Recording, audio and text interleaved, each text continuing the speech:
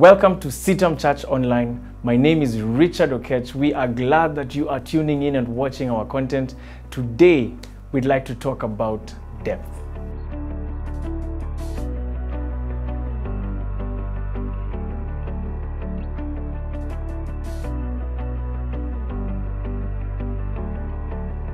In the book of Matthew chapter 14, it is a very famous story.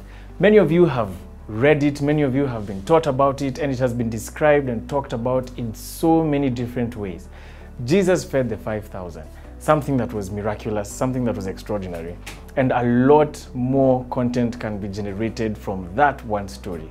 But let's focus on something totally different, but it still reflects his power and it shows his love for us, the depth that certain people came to encounter in their own faith as a result of the experiences of that day running into the night.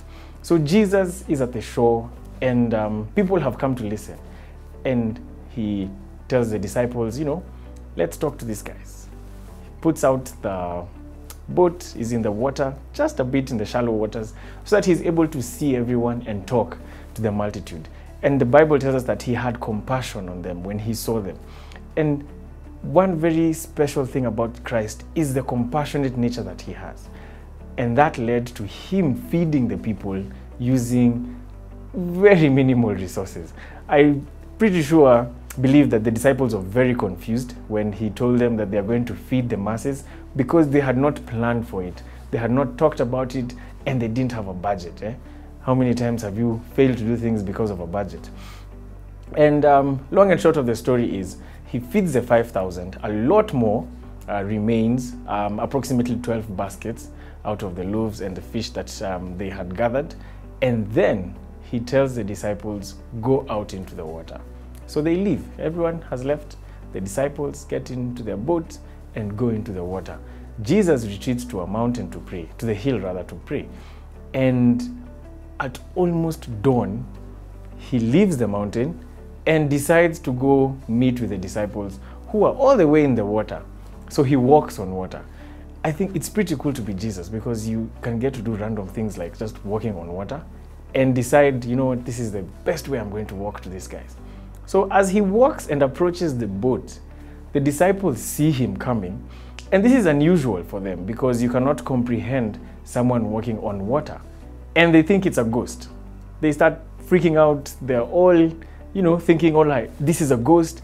I'm pretty sure they were stiff, some were crazy, some were actually almost at the verge of fainting or losing their minds. But Jesus speaks to them and tells them, do not be afraid, for it is I. And Peter says, Lord, if it is you, then call me out of the boat to come into the water and join you. And so Jesus calls him, and Peter leaves the boat, walks on water to where Jesus was, but because it was windy and a bit stormy, he has doubt, which holds him back, and he starts to drown, starts sinking. And Jesus asks him, why did you doubt me? So, he cries out for help. Jesus holds him up and gets him back up, and Jesus asks him, why did you doubt? A famous statement has been used from that scenario, O ye of little faith. And it teaches you that Jesus has your best interest at heart, even when he calls you out into the deep. Now realize this. When Jesus was speaking to the 5,000, he was at shallow waters on the boat, right at the edge of the seashore, speaking to the multitude and to the masses. But when he wanted to deal with the individuals, and specifically in this case, Peter, he was in the deep waters. He calls him out into the deep to join him, and that is where his faith was tested. Even the disciples said, surely and truly, you are the Son of God.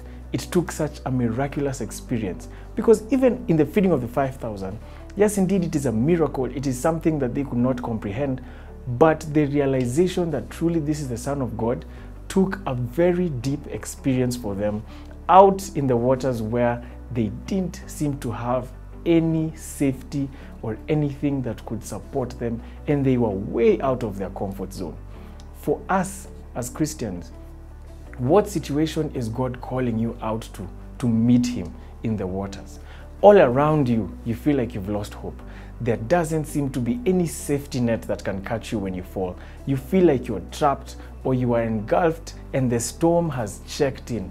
Things are not working for you. At home, things are rough. In school, at work, your friendships, your relationships, you may feel like things are thick and you honestly have your back against the wall and don't know what next. But here is Jesus, calling you out into the deep. And remember, if you want to walk on water, you have to get out of the boat. It is not a comfortable situation to be in. It is not something that can give you assurance, especially if you're going through very many different issues and you're thinking, what next for my life? But God is calling you out of that boat, out of that situation, into the water, where one, you have to trust him and have faith that he knows what he is doing. So for you to comprehend the depth that God is calling you out to, have faith and trust the process he is taking you through. For he knows where he is leading you and why he is calling you to join him on the waters. I'm Richard Oketch. You are watching CITAM Church Online. If you have more questions, if you have anything you'd like to engage us with, please, let's talk on social media. We are on Facebook, we are on Twitter, on Instagram, and our videos are on YouTube. We hope to engage with you more and hear from you. Be blessed.